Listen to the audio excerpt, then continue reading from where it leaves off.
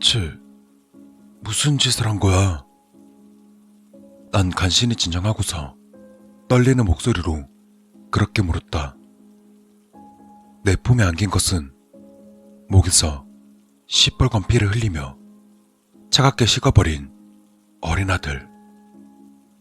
아내는 주저앉아 그냥 서럽게 울기만 할 뿐 아무런 말이 없었다. 왜 이렇게 되었을까? 의사가 내게 말했었다. 되도록이면 아내를 혼자 두지 말라고. 정서적으로 매우 불안한 상태이니 무슨 짓을 할지 모른다고. 그래서 몇 달간 정말 딱 붙어서 예의주시했었다.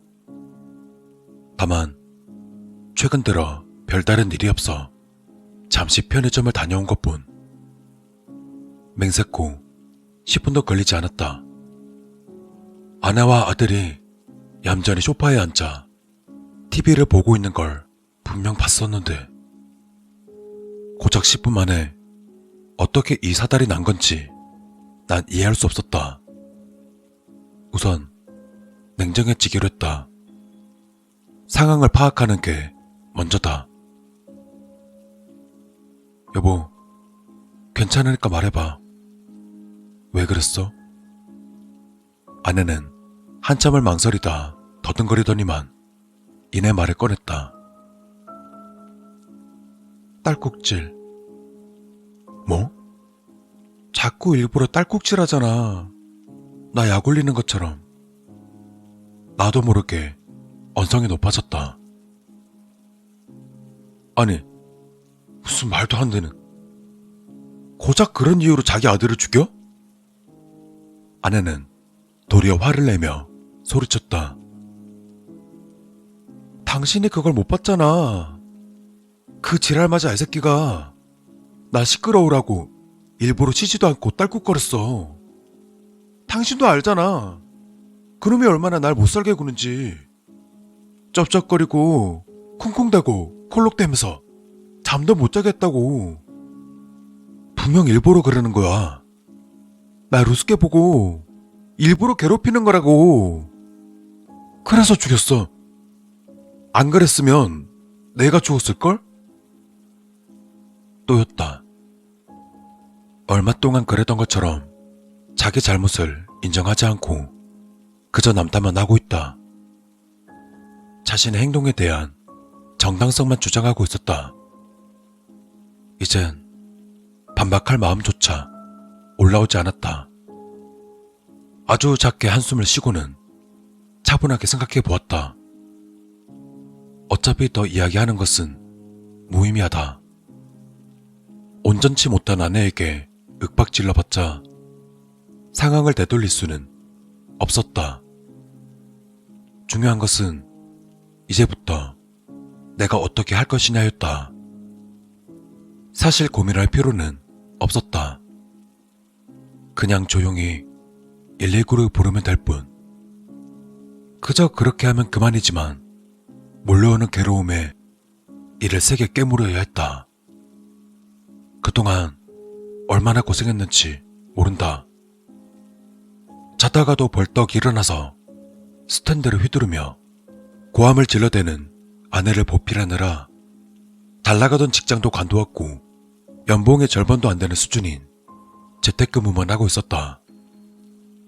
생활은 쪼들리는데 병원비에 약값에 잠도 설치고 화장실도 맘 편히 못 가면서 매 순간순간 불안했었다.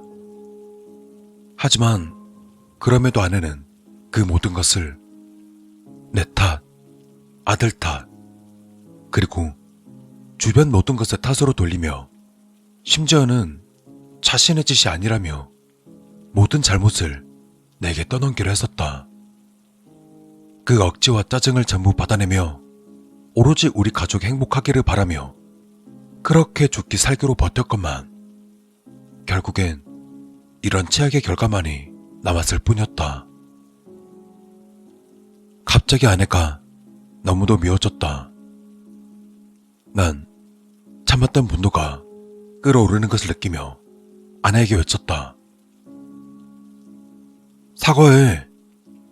죽은 우리 아들한테 사과하고 또 나한테 사과해.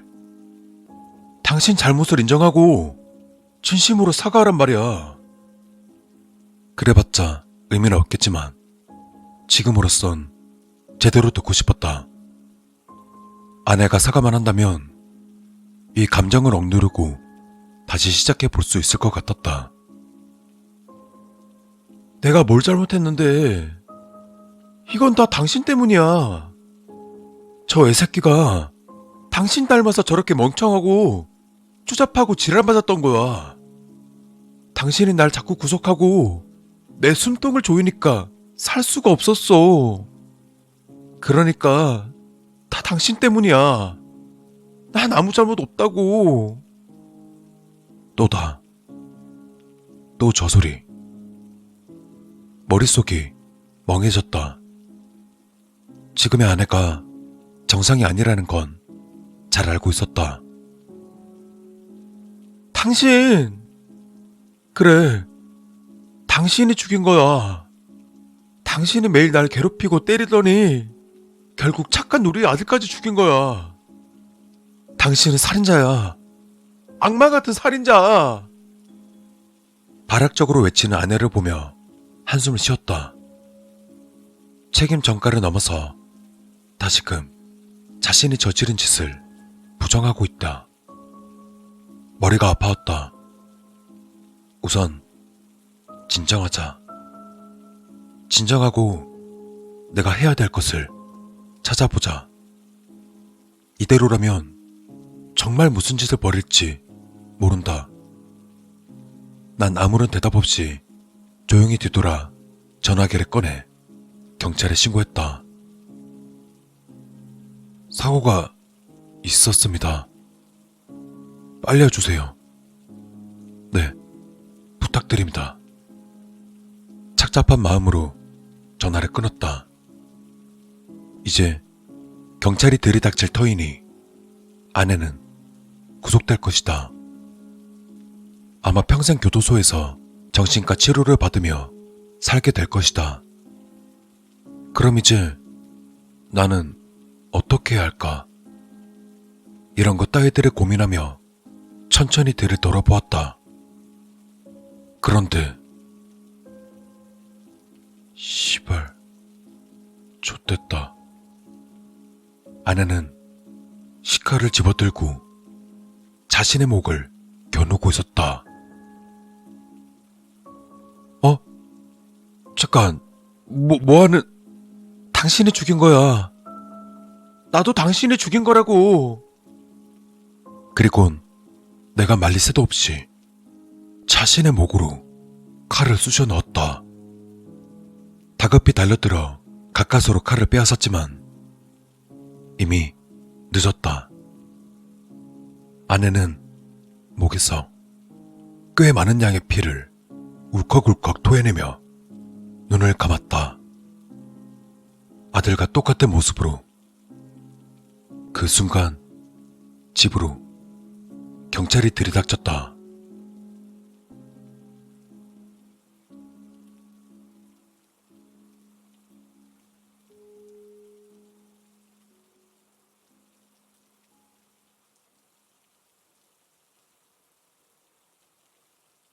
그렇게 된 겁니다. 전부 오해라고요. 전 아내와 아들을 죽이지 않았습니다. 정서적으로 불안정한 아내가 지 아들을 죽이고 자살한 겁니다. 형사의 반응은 시큰둥했다. 난 다급히 덧붙였다. 오해할 만한 상황이란 건 이해합니다. 하지만 조금만 조사해보면 금방 아실 수 있을 거예요. 제가 한 게 아닙니다. 여전히 형사는 귀담아 듣지 않는다. 예, 다 알겠고 어차피 판단은 판사님이 하시는 거고요. 괜히 시간 끌면서 말 빙빙 돌리지 마시고 여기 진술서나 제대로 쓰세요. 아니, 지금까지 다 말씀드리지 않았습니까? 아내가 한 짓이라니까요. 형사는 역시나 믿는 눈치가 아니었다. 왜 내 말을 듣지 않는 겁니까? 애초에 신고한 것도 저이지 않습니까? 모든 증거가 명백하게 있지 않습니까? 예? 어떻게 상황을 보고 어림잡해서 죄 없는 사람을 범인으로 몰아가는 거냐고요. 왜? 진실을 외면하고 겉으로 보이는 가짜만 믿는 겁니까? 욕설이 튀어나왔다. 이 경찰은 이 사건을 대충 처리할 생각이다. 괜히 일이 복잡해지니까 나한테 전부 뒤집어 씌우고 대충 끝낼 생각이다. 참담한 기분이 들었다. 어떻게 해야 할까? 자, 그만하시고 진술서 쓰세요. 시간 충분히 들을 테니까 최대한 상세하게. 형사는 짜증난다는 듯 내게 쏘아붙이며 종이를 내밀었다. 그런 답답함에 고개를 숙이던 그때 목덜미가 쭈뼛 서는 것을 느꼈다. 난 순간적인 짜증나는 소리에 천천히 고개를 들었다. 딸꾹질. 이 미친 돼지 새끼는 날 못 믿는 것도 모자라 일부러 날 열받게 하려고 딸꾹질 소리를 내고 있다. 터져 나오는 분노에 손에 들고 있던 볼펜에 잔뜩 힘이 들어가기 시작했다.